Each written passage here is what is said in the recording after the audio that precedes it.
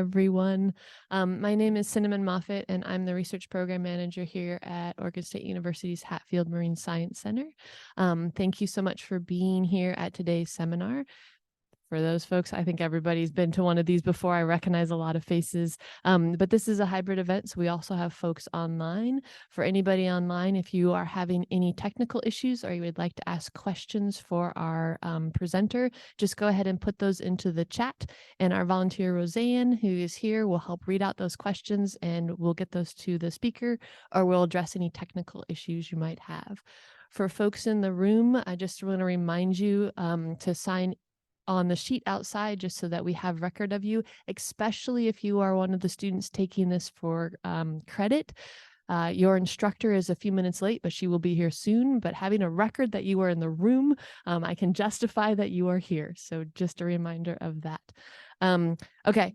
So for folks online, also your mics, camera, and screen shares have been disabled. So your best way to communicate with us is the chat. For folks in the room, if you have a question for me or for our speaker, please raise your hand and I'll bring the mic to you. That way the folks online can hear your question as well.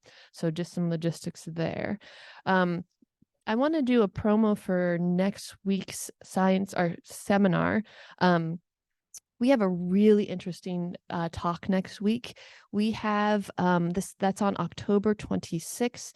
Professor Akaman Jun, who's from the Graduate School Social Sciences at Akibenshi University in Japan, will be coming to talk to us about the resumption of commercial whaling in Japan and the impact about that. So I think that's going to be a really interesting talk, and I hope that folks come back and join us for that conversation. But while you're all here today is for today's presenter. This is Michael Tomlinson, and he earned his bachelor's degree in geologic oceanography from the University of Washington, and then worked for a little while for the Washington State Department of Ecology and UW Department of Oceanography. Mike then worked as for an environmental consulting firm as an oceanographer and a limnologist for about 22 years, working all over the place, before returning to academia and earning his master's in geochemical oceanography. Boy, my tongue is tied. I got really nervous about saying Akuman's name, and now I'm all tongue-tied. So from the University of Hawaiʻi in Mānoa, and for the next 10 years, he then worked in Flagstaff, Arizona for the University of Hawaiʻi as the staff oceanographer for the Pacific Islands Ocean Observing System and as a project manager for the Ordnance Reef follow-up investigation for the National Defense Center of Energy and Environment before retiring in 2018 and coming up here to the Oregon coast. So he's here to talk to us today about some of that work. And so I'm going to hand this off to Mike and get off of this microphone myself, which will be great. All right. Cinnamon, domo arigato. The rest of this lecture will be in English. Okay. As you can see, be talking about munitions, ROUMRS, and multivariate statistics. And yes, I do know how to spell ROUMRS. And it is the Hawaii Ordnance Reef project. And it was done for the U.S. Army by the University of Hawaiʻi at Mānoa. Okay, and this particular phase of it was called the follow-up investigation. The principal investigator at UH was Dr. Eric DiCarlo. And as I said, we conducted this for the Army, and ROUMRS, as you can see, stands for Remotely Operated Underwater Munitions Recovery System. Remember, we're working with the Army. Everything is some sort of an acronym. UHM, we measured explosives, propellants, elements in both sediment and biota before and after the ROUMRS demonstration. And you'll see something about the ROUMRS, how ROUMRS worked as we go on. Okay, so we looked at a number of, we were looking for the sources of some of the analytes, and also was there a measurable effect from cleaning up some of these munitions that have been discarded. And let me back up just one second. A discarded munition means it was simply dumped into the ocean. It was not fused. It wasn't a hot like a hot shell. It didn't have fuse in it. They just dumped them into the ocean. And if they weren't chemical, they dumped them in shallower water. These ended up in even shallower water, diving depth. So it's a bit of a problematic issue. Elements, you see a whole shopping list of elements. One that I draw your attention to is arsenic, but we also had what we called constituents of potential concern, and that also included copper and lead. And then, of course, all of the energetics, since they don't naturally occur. So you see a lot of degradation products from TNT and RDX, which is a Royal Demolition Explosive. As I said, we paid particular attention to arsenic, not because it's normally associated with conventional weapons and munitions, but because it was found in Hawaiian seafood. And the community wanted to know, where's this stuff coming from? So that was part of our job. And we also looked at both the inorganic phases of arsenic, which are toxic, and then the organic arsenic as well. And we did it in both, we did it in the biota, because of course that's what people are consuming. Okay, my role in the follow-up investigation, and I do say all from Flagstaff, Arizona, which makes me truly a stranger in a strange land.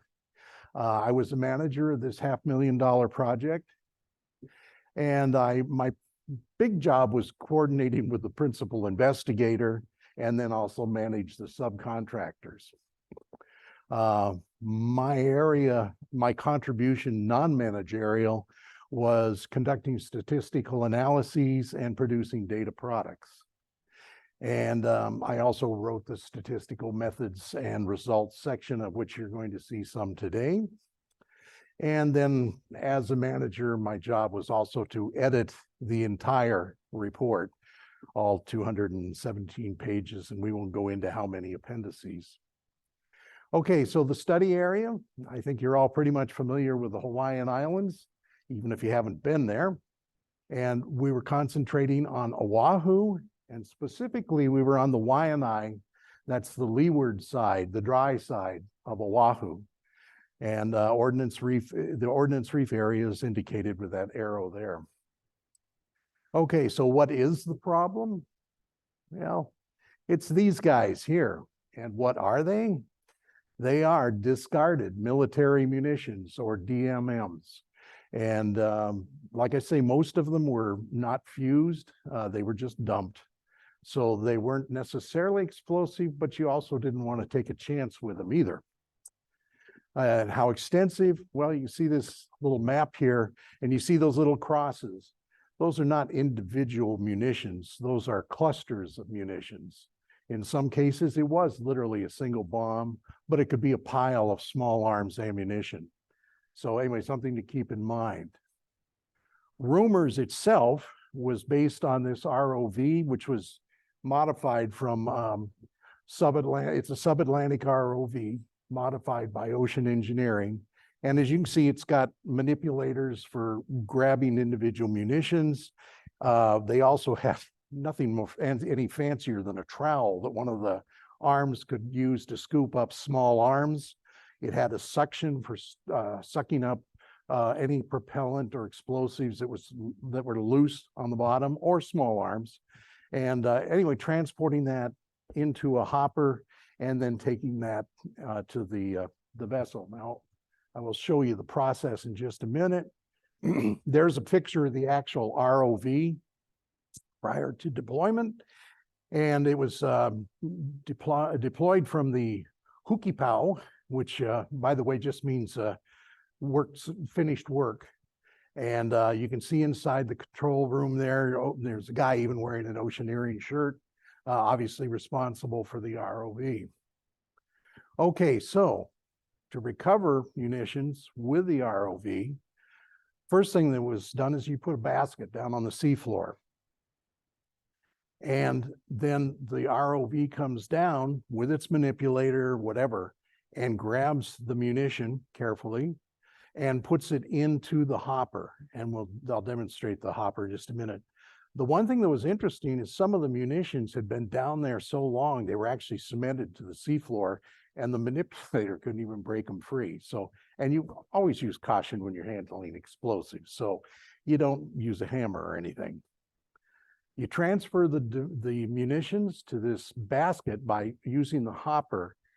And I'll give you a link later on to a video. The hopper actually only worked on the first deployment. And then from then on, they had to use the manipulator to move the munitions into the basket. Remember, this is a demonstration project. They'd never done it before. So here they are. Okay, so then the ROV inflates a lift bag. And of course, the basket floats to near the surface. And the basket is towed to the barge.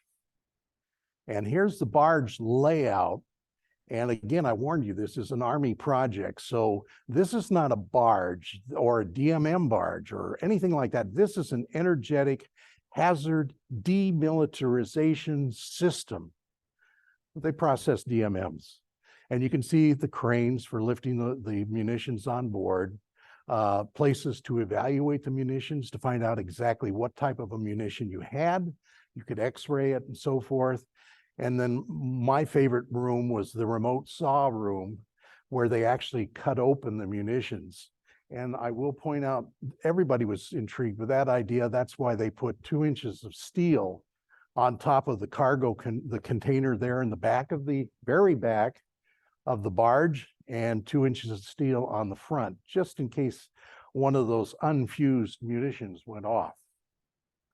Okay, so they were then rendered harmless. So we pick up where we left off. The basket tows it to the barge. The basket is lifted on the barge, and the munitions are evaluated. What are they? Are they bombs? Are they artillery shells? Does it look like maybe they're fused in spite of what we were told? And then here's the good part, the remote bandsaw. Nobody was around when this thing was operating, except back in the very back of the barge in the control room. And that's what a munition looks like. They kind of packed it back together, but it literally just makes slices of the bomb. So you've heard of better than sliced bread? Well, better than sliced DMMs. And then you take those slices and you bake them at 343 degrees Celsius.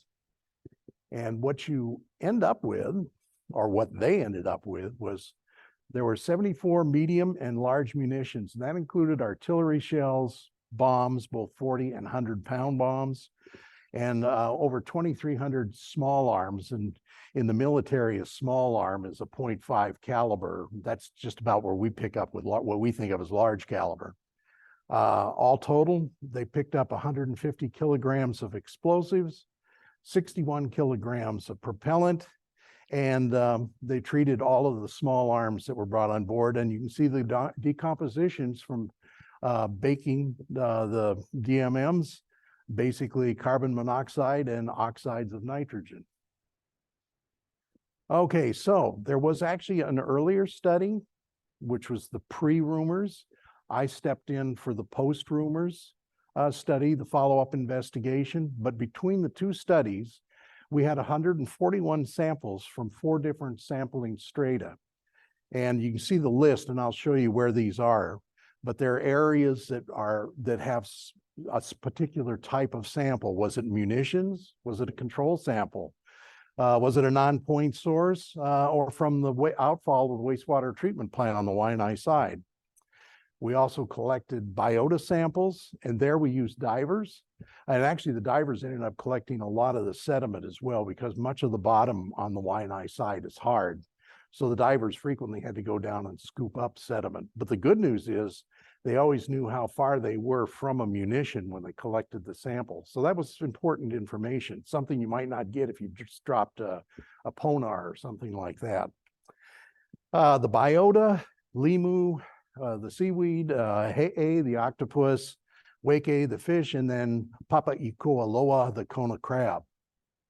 Those are all the people in the Waianae community. Those were 4 major foods for them. And like I said, we were finding arsenic in those organisms, some of them. So we needed to check it. Okay, I mentioned the 4 strata. First one is the control. It's well away from the munitions. There's no stream dumping in, so we're not getting non-point source pollutants. Well, you'll get some, but you won't get one from a stream anyway. And of course, it's away from the wastewater treatment plant. Here's actually the area of the DMMs, the discarded military munitions. the wastewater treatment plant outfall in the WWT. And then finally, the non-point source. There's actually a small stream that actually channelized stream that dumps into the ocean right there at the NPS, non-point source. Okay, we actually had 5 sediment sampling events in different seasons. The original study, the pre-ROUMRS, was actually done pretty much all the same season. We wanted to make sure that we weren't missing something, so we also made sure we got other seasons, more the rainier season and so forth. Not that Waianae gets that much rain. There were 4 biota sampling events. We analyzed, as I said, sediments and the biota for that whole shopping list of elements that you saw earlier, and then the energetics, which is a catch-all term for propellants and explosives. And the result of this is we ended up with multiple non-detects. In other words, we had samples where we could not detect either an energetic or an element or whatever. And then to make things even more interesting, you get multiple detection limits depending on how the lab is doing during a particular run of a series of samples. So you end up with not only non-detects and different, you end up with different detection limits. And then also the lab that we were working with, Test America, also had reporting limits. So they actually had 3. I'll talk about that in just a minute. Okay, so what do you do with non-detects and estimates, for that matter, in statistical analyses? Well, first choice is always ignore, just pretend it isn't there. You can assign it a 0, which is almost as good. 1/2 of the detection limit, the detection limit, or you could use the reporting level. However, here's my advice coming up right now. Do not use any of these. There are methods for treating non-detects. And if you use any of these methods, you're basically introducing, which one of my favorite authors refers to as invasive data. You've heard of invasive species. We have to worry in chemistry about invasive data. It's not real. If you use any one of those, you're creating data. So I use some of the multivariate and univariate techniques in Dennis Helsel's book from 2012, Statistics for Censored Environmental Data using Minitab and R. I'm hoping he's going to come out with a 3rd edition, which uses R exclusively, which makes it even more cost-effective for us. But that was what I used to get this done.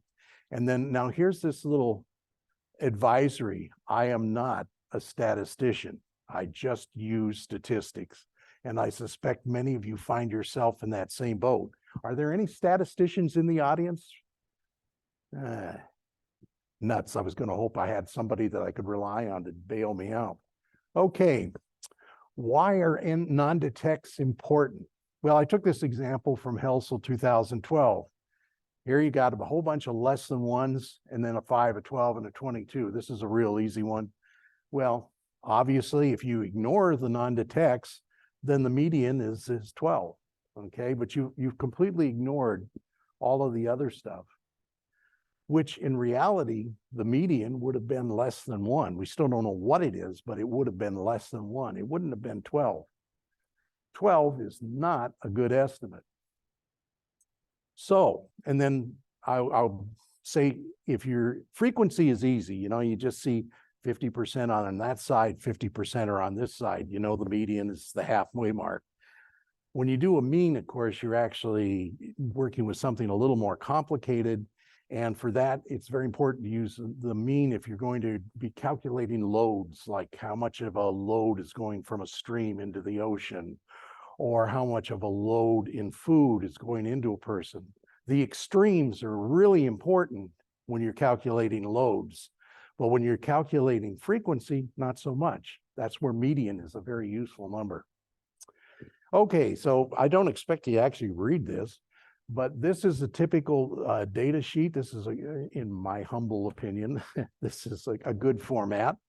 And it includes the actual number you got, your result. a detection limit, a reporting level, a lab flag, and a validator flag. And that validation, it depends on what kind of lab you use and who your client is. Okay, so obviously you can't see that very well, so let's move on to a blow up of that. This is just a chunk of data from Ordnance Reef. And here you can see the one that's highlighted in the row that's highlighted in red. You can see that there's a non-detect.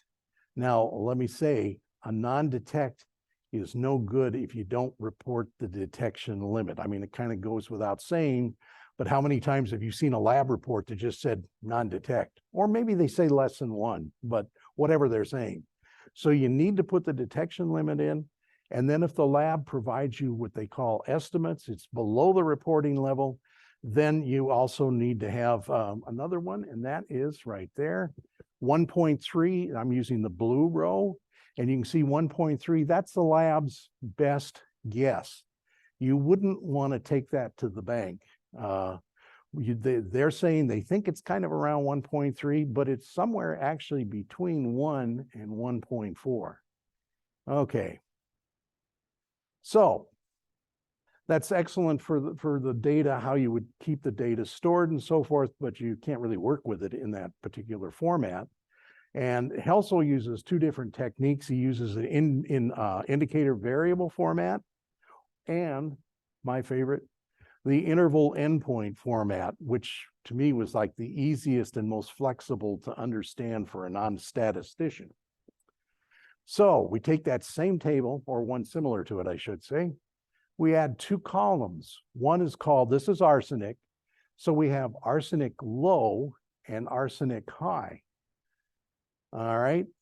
And if it's a quantitative value, in other words, it is above the reporting level, then the high and the low, quite logically, is 2.8. That's the high, it's the low. That's the number. So it's easy to understand. But you get down to a non-detect, you know the non-detect, if the detection limit is 1, you know it's got to be somewhere between 0 and 1. It's an interval. You're not saying where it is. You're just saying, I know it's between 0 and 1. And these statistics can handle intervals. And then finally, for an estimate, we know the lab said 1.3, but we don't quite believe them. But we do know for a fact it is between 1 and 1.4. In other words, 1 is the detection limit, 1.4 is the reporting level. Okay, so statistical methods. You'll see some just standard descriptive statistics, you know, your usual stuff that you're going to see. And for quote unquote standard statistics where there are no non-detects, you can use Excel. Although there are some criticisms about using Excel for certain things. Maybe they've improved since then. You have to be careful with frequency sometime. But anyway, standard statistics, obviously good program like Minitab would work. It's just getting more and more expensive as time goes on, but you can't have non-detects in your data. In between 0 non-detects and 50% non-detects, you can use something called Kaplan-Meier. And I always put the caduceus up here to remind me that Kaplan-Meier actually comes from medical research. And it's interesting, in medicine, a non-detect is bad news. It means either your patient left the program voluntarily or otherwise, or they died. And that is your censored data. It's right censored. We're working with left censored. That's the good news. It's below the detection limit. So it means it's low. We just don't know quite where. If we have somewhere between 50 and 80% non-detects, we can use regression on order statistics. And then finally, when you get over 80% non-detects, about all you can do is report the maximum concentration, the number, and the percentage of non-detects. Also used Kendall's tau, nonparametric correlation, to study how the two elements or energetics actually interact with each other. Not cause and effect, but just are they related in some way? Okay, and then finally we did use, I used an interval censored score test. which is analogous to the generalized Wilcoxon test. And basically I used an alpha of 0.05, which pretty much everybody seems to use. And it was to compare pre and post ROUMRS effects.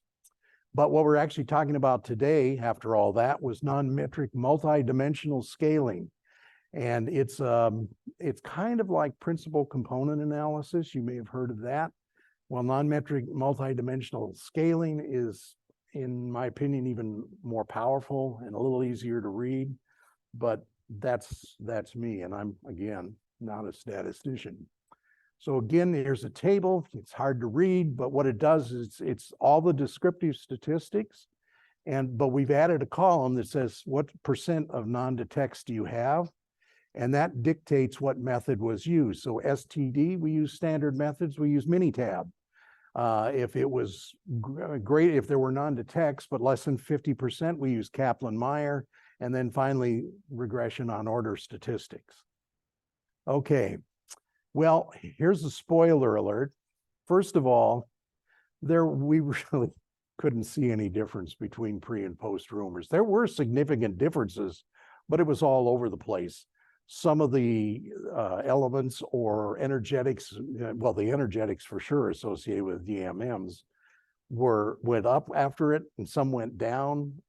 There was no pattern whatsoever. So the answer is, I don't know. We could not tell you whether ROUMRS made things better or worse. So we decided to pool the data to answer the second question: where is this stuff coming from? But before we go to there, Kendall's tau correlation, again, it's a nonparametric, and anything that's in bold green is it's significant and positive correlation. And if it's red, it's a significant correlation, but in the opposite, it's negatively correlated. And in this case, any P greater than 0.05. Remember, we set the alpha level at 0.05. Okay, and just a little note, just to kind of equate the Kendall's tau with Pearson's R, which is something that most of you have probably seen, is that tau, Pearson's R would be roughly the tau value plus 0.15. So if you take the top number across each row, major row, like arsenic with aluminum, the Kendall's tau is 0.381, and we could add, 0.53 would be roughly equivalent to Pearson's R. So, give you some rough idea of how that kind of equates with something you're really familiar with. So here's the definition of multidimensional scaling. And I don't know if it helps you. It didn't really help me a whole lot. I just do the statistics, but there's a definition. I won't read it to you. You could certainly look it up in just about any book on statistics. And here's this clever little graphic, but the most important thing down here is, remember, I am not a statistician. I just use statistics. That's the take-home message here. Okay, so we go to nonmetric multidimensional scaling and pool all of the sediments. Remember, we're doing pre now and post ROUMRS. We put them all together, and we're looking at the whole batch of them. And we're looking just at the analytes. So these red dots, remember these red dots, because eventually it's going to get hard to find them. But these red dots are the analytes, sorry. And you'll notice that the DMM analytes seem to go together. Obviously, the energetics are definitely associated with the DMMs, but you notice copper, zinc, lead, and magnesium also cluster with the munitions. They're kind of a little bit separated. Now, the copper and zinc, we assume it's from brass shell casings. There's certainly a lot of it. The lead is actually from the bullets themselves. The small arms have bullets. And then finally, we have magnesium, which kept me going for a bit until I realized most small arms have tracer rounds, and tracers, you burn magnesium to get them. So it kind of makes sense. On the other hand, over here, we have some stuff that really looks more terrestrial than anything else. And you'll see the chromium, that's always a good indicator. Chromium in Hawaii is not a pollutant. It's part of the Hawaiian basalts. It's a trademark of Hawaiian basalt is to have chromium. And I'll also say that the crustal stress, if it's less than 2, then the indication is the pattern is probably not random. Okay, here's Kendall's tau, 0.7 for copper and zinc. Up here, notice arsenic. Arsenic and chromium, actually, not a bad Kendall's tau, 0.4. So that's like 0.55 for roughly equivalent to Pearson's R. So it's a pretty strong correlation. They kind of look like they belong together. And then just a little reminder about how that relates to R.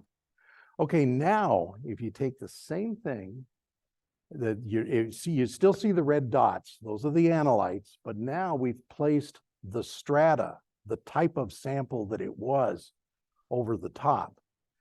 And you can see here that most of the blue, purple, whatever color, diamonds kind of cluster with the DMM, or with the elements and the energetics. No, most of them, there's a few that are over in the other area, but most of them cluster with the actual DMM strata. Okay, on the other hand, over here, things like arsenic and all the other stuff, you notice that it all kind of clusters right there with all the terrestrial analytes, okay? And that's, the terrestrial would be wastewater treatment, non-point source, and our control. So those are the 3 that are terrestrial. Okay, and I told you we did look at critters and looked at their just exactly what they might have had in them. And basically we did NMDS and it didn't show any pattern really to speak of. But what we did find, and I guess not surprisingly, is that they do cluster by organism. So here's limu, that's your seaweed. Over here are the weke or fish. And what do we got here? The octopus, and I'm not going to try to remember the crab. It's the Kona crab. I chickened out. And again, notice zinc and copper kind of cluster here with the crab and the octopus. Well, the copper is associated with the hemocyanin in their blood. And according to White and Rainbow in 1985, both of these organisms also have copper and zinc-based enzymes in their bodies. So a good, strong correlation. This is a Kendall's tau for zinc and copper, and not surprisingly, they correlate rather well. And not only do they correlate well as 2 elements, they correlate well with the organisms themselves. So limu, on the other hand, did kind of show some sort of a weak pattern. There's the DMM, sorry, changed symbols. Now it's a little purple triangle. But you notice that there is a kind of a clustering, and crustal stress is 0.13, suggesting it's not actually random. So why is that? Well, first of all, it's a plant. Everything else is an animal of some sort. And unlike the animals, it's sessile. It can't move away. So fish and everything else, they're traveling all over the place. But our seaweed, it's right there. It stays there, at least until the fishermen come and get it. And again, good, strong tie-in with tau, but this time it may be, obviously they're not based on hemocyanin. I don't know if they have copper and zinc enzymes, but it could be associated with the DMMs. Okay, so the conclusions. We had 74 medium and large munitions, and as I said, 2,300 small arms. That's a 50 caliber. There are a number of multivariate techniques that were used, both to come up with univariate statistics, bivariate and multivariate. Substitution is such as 1/2 the detection limit is neither necessary nor is it recommended. You're introducing invasive data. And then although some of the analyte concentrations differed, the differences were inconsistent, and we couldn't really say whether it was because, because of rumors, the cleanup, or did it get better, did it get worse? The answer is yes, it got better and it got worse. So we don't know. Conclusions, well, to me, the strongest one was overlaying the NMDS strata on top of the analyte data. Not only do you have the analytes clustering according to being part of munitions, but you also had the strata cluster right over the top of those, sort of adding support to the whole argument that we know what what the source is for these.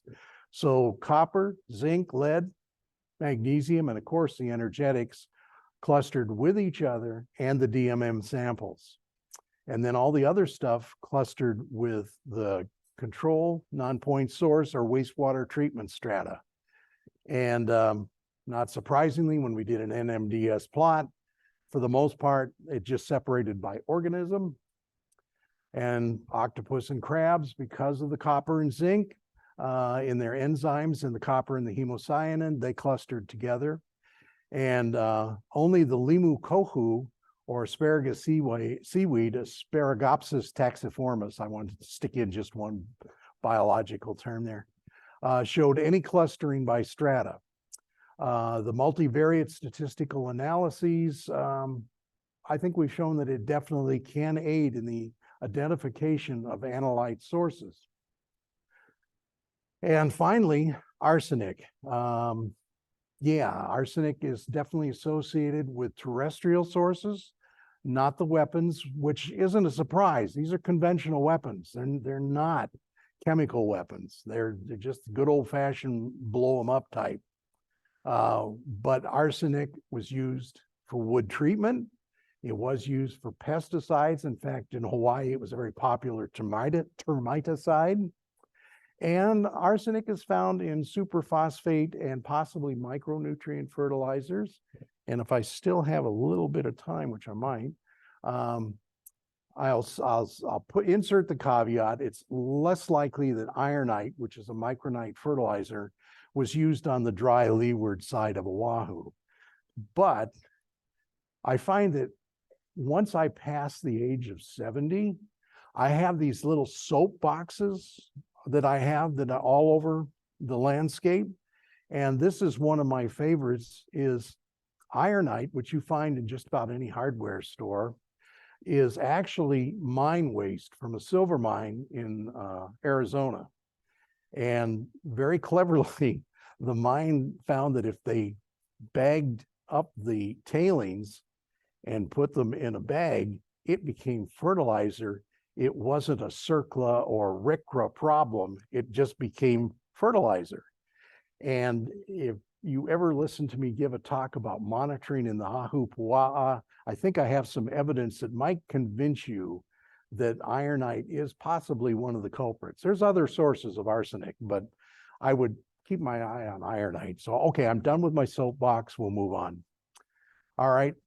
Finally, arsenic, virtually undetectable in the inorganic version. The toxic stuff was almost undetectable in all organisms except the seaweed. And you can see the median and the maximum there. But it's not unusual. Eiler, 2010, he's reporting anywhere from 1.4 to 28.1 milligrams per kilogram wet weight. So it's not too unusual. It is toxic, but it's fairly low. But I think we figured out where it comes from, and no, it is not the munitions. Okay, if this wasn't enough torture, there is a 217-page report that should cure pretty much any insomnia that you might have. You're welcome to go ahead and download it. It's on my ResearchGate page. And you actually can find the appendices too, if that didn't put you to sleep. I have used a similar technique on a later project. It was for the Hawaii Undersea Military Munitions Assessment, HMMA for short.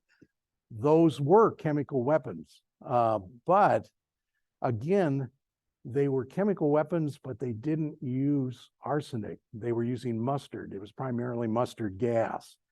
And actually, it was discovered by people that were doing a survey for an undersea cable to Oʻahu. And when they brought the gear up on board, several of the guys that were working on deck got severe burns on their arms. The mustard is still active. But what's interesting is that picture in the middle is a picture of all sorts of organisms. They love mustard bombs. They don't care. They even like the mustard actually leaks out as almost a black tar-like substance. They love it because it's a solid substrate for them. It doesn't seem to hurt them. So it's a great place to find them. And we find out that they also like large paint cans. They don't like Coke cans because they're too small, and wave action makes them move back and forth. So it's not stable enough platform. But a mustard bomb, well, 45 kilograms, it's going to sit solid on the floor, and all your critters just love those things. So references that I found useful, of course, Helsel 2012. And if you want the updated information and do the same types of statistics, but with R, then I suggest you go to the R package page and get NADA 2. And NADA, Dennis's first book was called Non-Detects and Data Analysis. That was the first edition, and he called it NADA. I thought that was kind of clever of him. And the NADA 2 package is the updated package for doing these types of statistics entirely in R. Likewise, I had the privilege of reviewing one of the chapters in statistical methods in water resources. Dennis was one of the co-authors. He and Bob Hirsch with USGS wrote the original book. This is a new improved version, and there's several more authors. And again, it was written solely for R. So you could go tonight, if you're feeling bored, go out tonight, download R, and start running your stats. And the book is free as a PDF, so you can get that book. And then I also just like choosing and using statistics, a biologist's guide. I think I'm a closet biologist because I originally worked for a biological oceanographer. Okay, acknowledgements. Of course, the PI, Eric DiCarlo, Dennis Helsel, who gave me his blessing, and Jeff Carton with Munitions. He talked me through all of the information on that. And then the Environet staff, which did a lot of the sampling. And then, of course, Keoki Stender, for letting me use his great critter pictures. So, and there are two 30-minute videos about the Ordnance Reef project, and you'll find about what worked and what didn't work. You might find them interesting. And basically, that's it. As we say in Hawaii, mahalo nui loa. And if there are any questions, I will attempt to answer them. But remember, I am not a statistician. I just use statistics. Okay, thank you. Thank you very much, Mike. So we'll kind of go back and forth if there's questions. Looks like, Roseanne, you have a question online? Yes, how would you compare working with U.S. military to working with private organizations, entities, specifically as it relates to scientific research and studies? I think I heard most of that. How I compare them? Actually, it's not bad. Working with the military, they were surprisingly fair. They did a lot of listening. In fact, the follow-up investigation, which is the project that I managed, it came about because they went back to the community and said, okay, this is what we found when we did our study. We haven't cleaned up the munitions, but this is what we found. And what do you want us to do next? And people said, well, we want to know where this arsenic's coming from. And we were pretty sure it was not going to be the munitions, but the people wanted to know what the answer was. So that's why we did the study. Part of it was, one, to see, did ROUMRS make the things better or worse? We never were able to answer that, but I think we were able to answer, dare I say unequivocally, probably not, but it looks very, very probable that arsenic is a terrestrial source. It has nothing to do with weapons whatsoever. Did that answer all the question? Okay. Questions in the room? I have a question that you may or may not be able to answer. How long after ROUMRS collected the ammunition were the sediment samples taken? Samples were taken within, I think, 2 months, and then like almost a year later, and then 2 years later. So, and you'll see the information in the report itself. But it was they got out. We sampled pretty soon after the ROUMRS was cleared out. So the actual demonstration project. And was there an obvious difference? You were collecting in different sites at different times, so you might not be able to tell. But was there a time difference if what was collected soon after ROUMRS versus what was collected a year later? Oh, that's a good one. And I would say probably not, but I don't think we actually we didn't do any sort of time series analysis, because first of all, once they removed the munition, we had to go back to a marked location, and try to sample right where the munition had been. It's certainly a lot easier to sample while the munition is still in place. Once they move it, all bets are off. But we did use GPS to get as close as possible. So, but in terms of time, can't answer that one. I don't think that we would see any difference, but Okay. Questions online? Was the ROUMRS project proactive by the Army or in response to lawsuits or local action by environmental activists or other people? Okay, that predates me, but I think it was some sort of an environmental action. I don't think and don't quote me on this because I can't tell you for sure, but I don't think the Army just said one day, hey, let's go clean up some seafloor. My guess is there was definitely some sort of an environmental action, and that sort of lit the fire. But like I say, once the fire was lit, they kept on going. So, and they looked at everything they possibly could. So I'll give them credit for that. Okay, question in the room. I had the opportunity to be there on the media day when they did the ROUMRS, and it was quite interesting. One question I had is, the original estimates here on this site was about 2,000 rounds of ordnance, not small arms, but the larger items, and that the ROUMRS demonstration removed about 75 of those. So, I think if you do the math, there's still a lot left there. Mm-hmm. And so the question is two of the unknowns really are how fast does ordnance corrode, and that's actually not that well understood. And then how fast do the energetics dissolve out of those rounds? So with all those remaining there, has there been any consideration about doing follow-on surveys to look at, the remaining stockpile of what's still there and the effects of corrosion and dissolution on those things? The short answer is no. But I don't know. Of course, the PI has retired and I've retired, so we're somewhat removed from it. But as far as I know, there was never any plan to continue it. They just wanted to see if they could do it. And then I think if we had shown that by cleaning up the munitions, things looked better where we were, even just shortly after the demonstration, it's possible that the Army would have come back probably with a beefier system based on what they learned from the demonstration and cleaned it up. But since unfortunately we couldn't actually answer the question whether it made it better or worse, we don't know. As far as there are a number of papers that are out there. I can't give you citations for any of them, but there are papers out there that do discuss how casings deteriorate over time, what happens to mustard. I think people were really surprised. Now I'm switching to a different project when I talk mustard.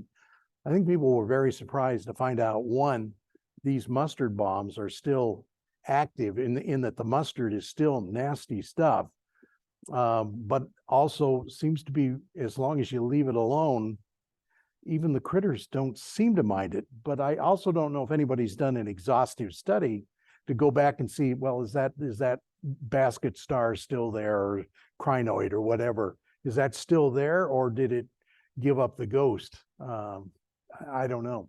So I can't answer that.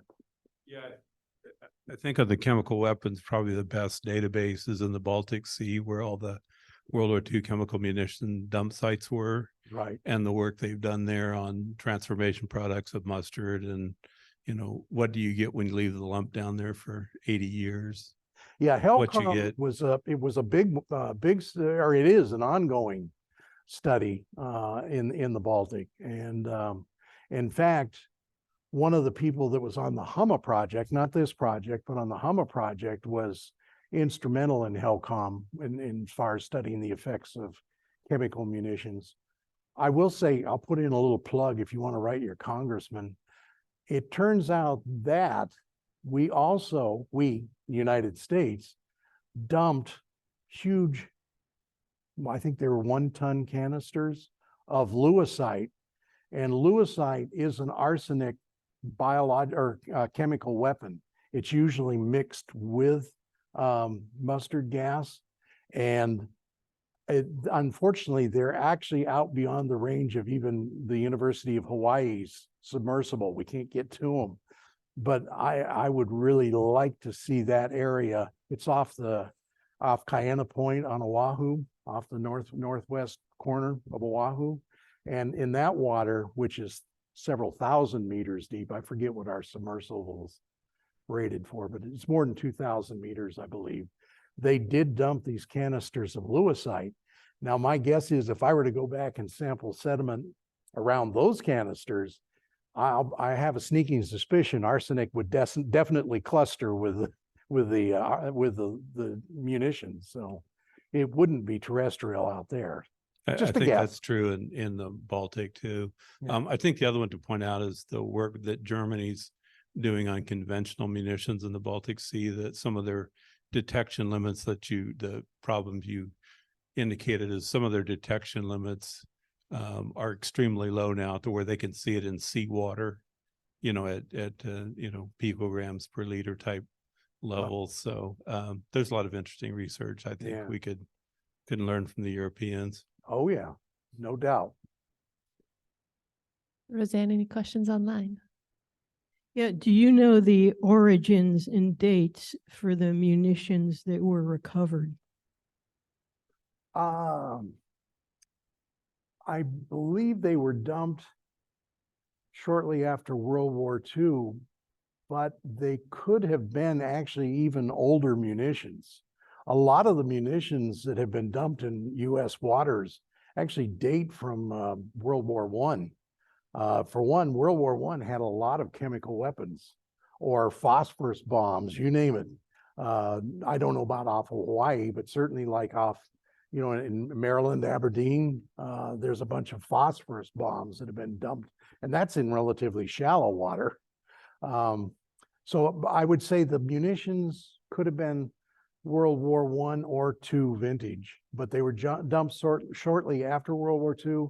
And then the U.S. stopped in the 70s. They stopped dumping munitions, period. So a little, maybe a day late and $1 short, but they did finally stop it. Other questions in the room? Other questions online? All right, everyone. Let's give our speaker one more round of applause.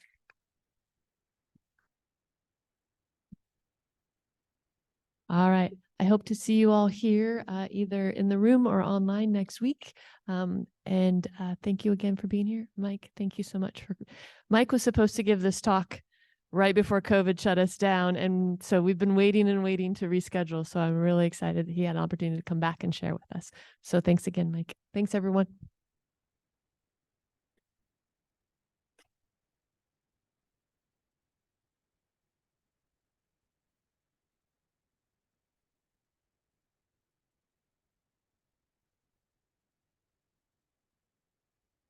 You did it? Nice.